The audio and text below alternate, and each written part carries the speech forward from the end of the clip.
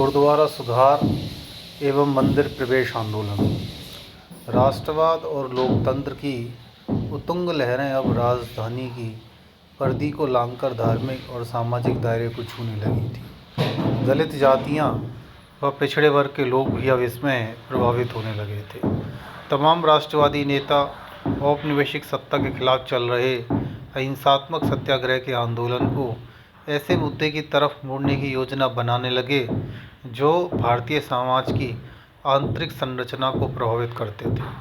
देश के सामाजिक व धार्मिक संस्थानों के सुधार के लिए छिड़े इस आंदोलन ने अक्सर सुधारवादी आंदोलनकारियों को औपनिवेशिक सत्ता के साथ भिड़ा दिया। इस तरह समाज सुधार के लिए छिड़ा आंदोलन साम्राज्यवाद विरोधी आंदोलन में घुल मिल गया। इसका नतीजा था कि राष्ट्रवादी आंदोलन ज्यों-ज्यों जोर पकड़ता गया, त्यों-त्यों उपनिवेशवाद का सामाजिक दायरा सिकुड़ता गया और औपनिवेशिक सत्ता के अधिकारी भारतीय समाज की घोर प्रतिक्रियावादी ताकतों का दामन थामने लगे।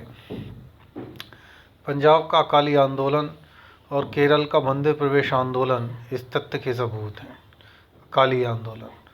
अकाली आंदोलन की शुरुआत तो धार्मिक मुद्दों को लेकर हुई थी, पर इसका अंत भारतीय स्वतंत्रता संग्राम की एक महत्वपूर्ण घटना के रूप में हुआ। 1920 से 25 के बीच 30,000 से अधिक व्यक्ति जेल गए, 400 के लगभग मारे गए, 2,000 के लगभग घायल हो गए। आंदोलन का मूल मकसद गुरुद्वारों को भ्रष्ट महंतों के चंगुल से मुक्त कराना था। सिखों के नायक महाराजा रणजीत सिंह व अन्य धार्मिक सिखों ने 18वीं-19वीं सदी में इन गुरुद्वारों को लगान मुक्त जमीन व खूब दान दिए थे। 18वीं सदी में इन गुरुद्वारों का प्रबंध उदासी सिख महंतों के हाथ में चला गया।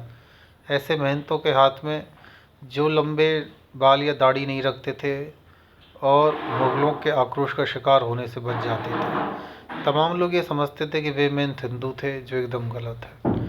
इसी समय महंतों में भ्रष्टाचार पनपा। गुरुद्वारे के चढ़ावे व उनकी अन्य संपत्ति को अपनी निजी मिल्कियत मानने लगे और विलासता का जीवन जीने लगे। 1849 में पंजाब पर ब्रिटिश हुकूमत के कब्जे के बाद गुरुद्वारों के प्रबंध में अंग्रेजी हुकूमत की तरफ से नामजद प्रबंधक भी दखलंदाजी करने लगे। इनमें से ज़्यादातर ने भ्रष्ट महंतों के साथ साठगांठ कर ली। सरकार ने महंतों को पूरा समर्थन दिया। महंतों और प्रबंधकों को काम सौंपा कि वे सिखों को अंग्रेजी हुकूमत के प्रति वफादारी का पाठ पढ़ाएं और राष्ट्रीय आंदोलन से उन्हें दूर रखें। दूसरी ओर सुधारवादी सिख और राष्ट्रवादी आंदोलनकारी गुरुद्वारों को महंतों और सरकारी प्रबंधकों के चंगुल से आज़ाद कराने के लिए संघर्ष कर रहे थे। दो घटनाओं से इन आंदोलनकारियों को ज़बरदस्त धक्का लगा। पहला था स्वर्ण मंदिर के ग्रंथियों ने गदर आंदोलनकारियों के खिलाफ हुक्मनामा जारी किया और उन्हें विधर्मी घोषित किया।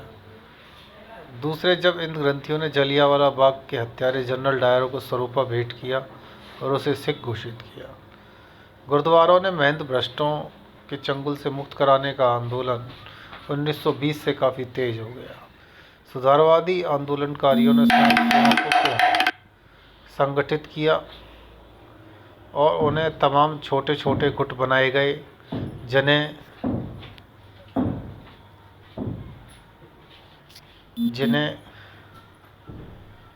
जत्था कहा जाता था। आंदोलनकारियों की मांग थी कि गुरुद्वारों का प्रबंध स्थानीय भक्तों को सौंपा जाए। सुधारवादियों को शुरू में आसानी से सफलता नहीं मिल गई।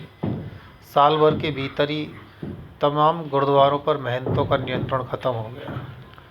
इस सफलता के बाद सुधारवादी आंदोलनकारियों ने स्वर्ण मंदिर और अकाल तख्त का मुद्दा उठाया। उनकी मांग थी कि सिखों के सबसे पवित्र धर्म स्थल पर सिख प्रतिनिधियों को सौंपा जाए। इसके मांग में तमाम जनसभाएं आयोजित की गईं। सरकार सुधारवादियों से झगड़ा मोल नहीं लेना चाहती थी। वे जानती थी कि धार्मिक मामला को ठेस पहुंचाने से मामला बिगड़ जाएगा। इसने सरकारी प्रबंधक को इस्तीफा देने को कहा और स्वर्ण मंदिर का प्रबंध सुधारवादियों के हाथ में आ गया। स्वर्ण मंदिर, अकाल तख्त व अन्य गुरुद्वारों की नई प्रबंध व्यवस्था कैसी हो, इसका करने के लिए इस बात को तय करने के लिए नवंबर 1920 में लगभग 10,000 सुधारवादियों की बैठक हुई, जिसमें एक कमेटी चुनी गई जिसे शिरोमणि गुरुद्वारा प्रबंधक समिति का नाम दिया गया। लगभग इसी समय अन्य मांगों के लिए आंदोलन चलाने के लिए केंद्रीय संगठन की आवश्यकता महसूस की गई। इस उद्देश्य की पूर्ति के लिए दिसंबर में शिरोमणि अकाली दल का गठन किया गया। अकाली जत्थों के संगठन की पूरी जिम्मेदारी इसी पर थी। इन जत्थों की रीढ़ थे जाट किसान, जिनका नेतृत्व राष्ट्रवादी बुद्धिजीवियों के हाथ में था। इस समय देश में असहयोग आंदोलन चल रहा था और सुधारवादी आंदोलन के तमाम नेता असहयोग आंदोलन से भी जुड़े हुए थे। इसकी नतीजा ये हुआ कि अकाली दल और शिरोमणि गुरुद्वारा प्रबंधक समिति ने अहिंसा को अपना सिद्धांत मान लिया। फरवरी 1921 में गुरु नानक के जन्म स्थान ननकाना में पहली बार अकाली आंदोलनों को रक्तपात से गुजरना पड़ा। ननकाना गुरुद्वारे का महंत नारायण दास गुरुद्वारे पर अपने नियंत्रण खत्म करने को तैयार नहीं था। उसने अहिंसक आंदोलनकारियों से निपटने के लिए 500 किराए के गुंडे जुटाए, उन्हें बंदूकों, तलवारों, लाठियों और अन्य हथियारों से लैस किया। 20 फरवरी को अकालियों का एक जत्था गुरुद्वारे में अरदास के लिए जैसे ही घुसा, महंतों के गुंडों ने हमला कर दिया। लगभग 100 अकाली मारे गए, अनेक घायल हुए। अकाली नेतृत्व इससे बहुत उद्वेलित हुआ। करतार सिंह जब्बर के नेतृत्व में अकालियों के तमाम गुत्ते गुरुद्वारे में घुस गए और नियंत्रण स्थापित कर लिया गया। हालांकि पुलिस उपायुक्त ने अकालियों को चेतावनी दी कि वे ऐसा ना करें, पर अकाली नहीं माने। महंत को पहले से ही पुलिस ने गिरफ्तार कर लिया। सरकार अभी भी ढुलमुल नीति पर ही चल रही थी। एक तरफ वे सिखों को नाराज नहीं करना चाहती थी, साथ ही गुरुद्वारों पर अपने नियंत्रण बनाए रखने की मांग को भी नहीं छोड़ रही थी। ननकाना कांड ने अकाली संघर्ष को और जुझारू बनाया। ननकाना गुरुद्वारे को मुक्त कराने वाले करतार सिंह जब्बर के शब्दों में, ननकाना कांड ने सिखों को जगा दिया और स्वराज के लिए मार्च और तेज हो गया। इस कांड ने पूरे देश को झकझोर दिया। महात्मा गांधी, मौलाना शौकत अली, लाला लाजपत राय, अन्य राष्ट्रीय नेताओं ने ननकाना का दौरा किया और अकालियों की बहादुरी की दाग दी और उनका समर्थन किया। सरकार ने भी अपनी नीति बदल ली। अकाली आंदोलन और राष्ट्रीय आंदोलन में समन्वय और एकता से हुकूमत चिंतित हो गई। उसने दोहरी नीति अपनाने का फैसला किया। ऐसे नरमपंथी सुधारवादियों, जिनका मकसद केवल धार्मिक सुधारों से था, उनको अपनी तरफ मिला लिया और गर्मपंथी अथवा साम्राज्यवाद विरोधियों को सख्ती से कुचलना था। नरमपंथियों को खुश करने के लिए सुधारों का वादा किया गया, कानून बनाया जाने लगा और गर्मपंथियों को कानून व्यवस्था का भय देकर सताया जाने लगा। अकालियों ने भी अपनी नीति बदल ली। राष्ट्रवादी ताकतों के समर्थन से उत्साहित अकालियों ने अपने आंदोलन का दायरा बढ़ा दिया। अब वे किसी भी तरह की सरकारी दखलंदाजी से धर्मस्थलों को मुक्त रखने का आंदोलन छेड़ दिया।